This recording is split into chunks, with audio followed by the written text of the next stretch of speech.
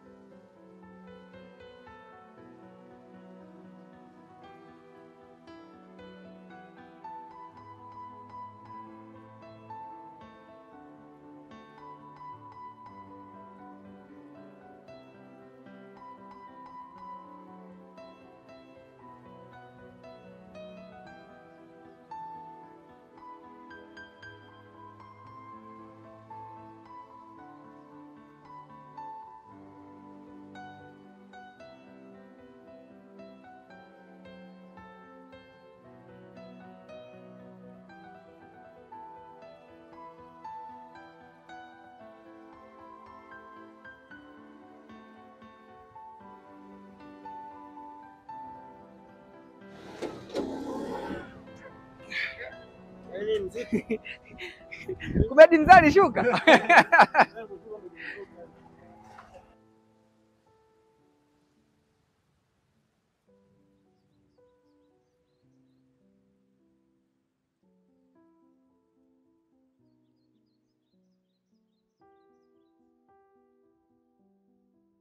Naambiwa tumefika eneo la tukio, ni mitaa hii.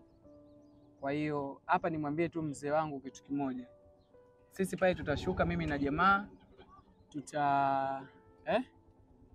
tutashuka na jamaa, tutaenda hadi pale kwanza, tutajaribu kuzungumza na mtoto, alafu pia tutakuita na utatoka kwenye bajaji.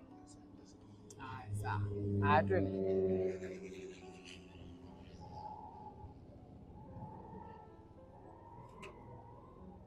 Jamani, narudia tena na tena na tena, kwa hiyo unaitazama. Kama unahitaji eneo la kisasa kabisa ambalo lipo sehemu nzuri, hakikisha unakutana au unawasiliana na Barcelona Real Estate.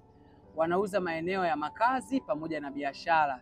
Viwanja vyetu vimepimwa na kufahamika halmashauri. Halmashauri inafahamu kabisa kiwanja ambacho utanunua kupitia kwetu sisi Barcelona Real Estate. Lakini pia tunauza nyumba kuanzia $300,000 mpaka $1,000,000. Wewe piga simu kwa namba hizo hapo. Tupo ofisi zetu bwana zipo Madale mwisho. Lakini pia tunapatikana Dar es Salaam hii kata ya Ubungo pamoja na Kinondoni. Yeah.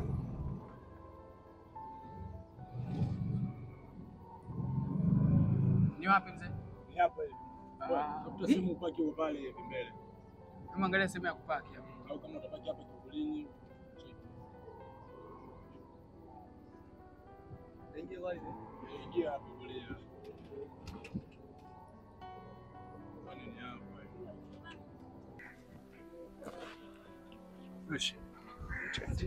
hivi. Hivi. Wewe usishuke.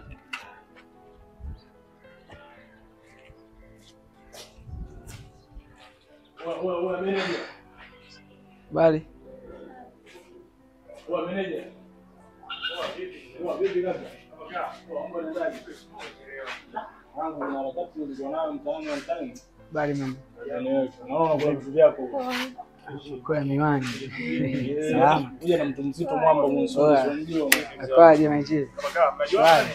Mnajuana? Si familia, unajua? Familia. Vipi lakini shwari? Baba. 1 2 3 kweli wewe uko vizuri. Tabia na huyo. Kumbe naye vitu vyake hivi huwa tunakuja na poa sometimes. Safi kabisa. Vipi lakini harakati mzee? Hongera sana. Nashukuru mwanangu, Mungu atubariki sote mzee wangu. Nashukuru sana. Bwana, cha kwanza mimi ni familia mimi ni mwana wa mshikaji hapa. Okay. Tulikutana katika harakati za kutafuta upambanaji, kutafuta tonge. Tukakutana na tumekuwa wana mpaka leo hii. Tunamshukuru Mungu kwa kweli. Mimi mzee wangu kama unavyojua, mimi ni mtu ambaye waga napenda sana kuzungumza na vijana wenzangu, waga na motivation, na motivate. Umesikia? Muangalizie hata nani mshikaji wangu hapa. Leo na ugeni mzito hapa. Mimi bwana, mimi nataka juice. Tunaomba juice ya embe hapa. Mbona juice bwana, enjoy. Mimi kidogo nakunywa juice. Asija kaongea anaonekana kwamba ni vipi si bwana, tutahitaji kwa kinyonge huko. Ndio brand nimekuletea brand mimi. Au kumbe kuna soda? Noma sana. Naomba hiyo mirinda nyekundu. Sikilize bwana. Asante. Mbona leo hujachangamka unauma? Unauma? Au tena ni moja mbili. Au nikununulie nani? Wape tu wape bwana. Leo tuko na doni bwana, refresh yake. Leo si wewe, ajili jambo sheria. Au nitafute ndugu yangu, au nitafute siku hizo unanitenga. Sisi nilikuwa na kiu. Itakuwa. Nyingine ni ndugu. Hata unakunywa soda rafiki yangu weekend. Ndio vizito hivyo ndugu yangu. Mimi nakwambia vizito hivi. Mimi mwanangu mimi soda juice. Sema mimi nipo upande wa pili kule. Asema sio mbaya, sio dhambi. Una boost. Kidogo kidogo kama hivi kwa sababu mimi kama hivi. Mfano leo naweza nikakata wiki 2 sijanywa chochote. Hujatumia fresh. Kwa nini leo umeamua kunywa pombe?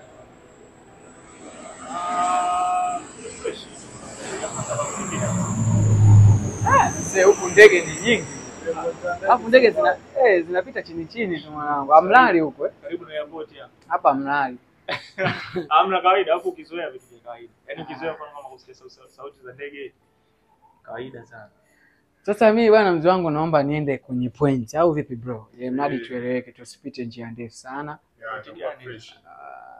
Bwana mimi ni kijana mwenzako na waga najishughulisha na mambo ya kumotivate vijana wenzangu, nazungumza kuhusu mahusiano na maisha pia.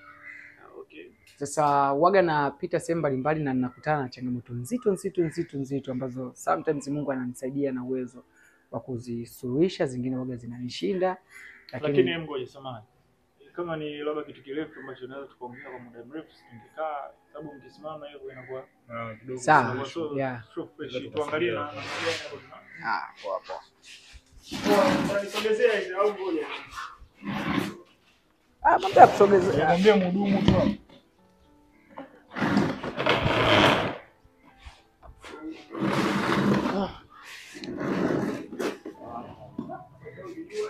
Hapa unajua tuna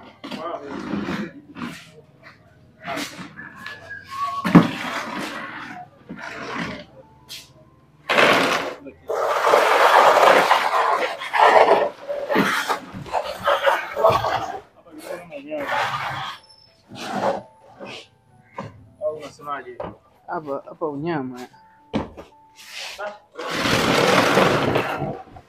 Kama mimi yeusi bwana vyangu. Usiwazi. Sasa hapa tunakaa kwa basi mimi nikaa hata kwa hapa. Hapo kuna jua. Okay. Sasa ndugu yangu bwana, mimi niende kwenye point kamili ambayo imetukutanisha hapa. Siku kadhaa zilizopita, sio siku nyingi sana, kuna simu nilipokea kutoka huku Kitunda na nilipokea simu kutoka kwa ndugu yangu. Kuna changamoto moja ambayo ni nzito sana ya kifamilia. Changamoto ya kifamilia? Nzito sana, ni ya kifamilia. Kwa hiyo unajua ukitoka nyumbani, familia yako ni wazazi wako. Ukishakuja mjini huku sasa kwenye utafutaji, familia yako ni wale watu ambao mnaweza kupigiana simu, kusaidiana, hiyo ndio inakuwa familia yako.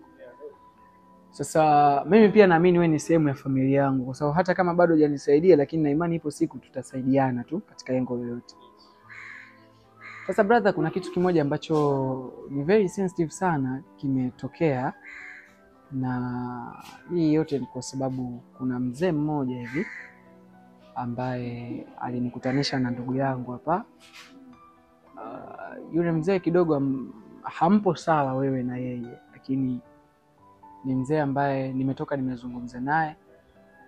Ni mzee ambaye yeye mwenyewe anakiri kuwa kuna siku alishakukosea, na natamani kuliongea vizuri, lakini nashindwa namna ya kulielewesha. Ila in short tu ni kwamba kitu ambacho kinaendelea wewe na baba yako mimi nimeambiwa, alafu nimeambiwa na baba yako.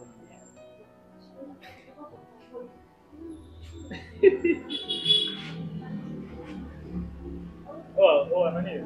Ushangae bwana, pige vitu bwana. Ingia ndio enjoy, unajua. Kwa hiyo babangu mimi kafanyaje? Kwa sikuelewi yani mzee wangu.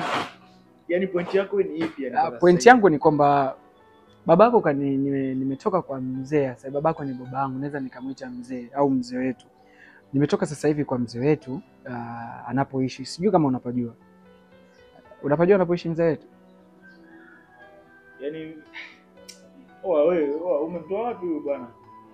Okay basi sawa. Huyu jamaa kafanya tu kwenye cheki go, ungemsikiliza tu kidogo. Kidogo tu mzee wangu. Yani mimi kiukweli yani sipendi sorry. Kwanza yani unamwongelea mzee gani? Mzee mmoja anaitwa mzee Magunia uliniambia mzee Kidevu alisema mzee Kidevu. Nadhani unamfahamu vizuri. Kanadisia historia moja kuhusu hali halisi ya maisha yake tangu amekutana na mama, ukiwa tumboni kwa mama, matatizo yaliyotokea, akafungwa jela. Kiujumla tumeongea vitu vingi bro. Kwa hiyo kitu kimoja ambacho mzee nilichokinoti ambacho anakitaka yeye ni kwamba anasema kuwa wewe alikosea na pia alimkosea mama yako, kwa sababu wewe ulimkosea, alimkosea mama yako. Kwa hiyo na hiyo yote ni kwa sababu alishindwa kuwa baba bora wa kukuangalia wewe tangu ukiwa tumboni.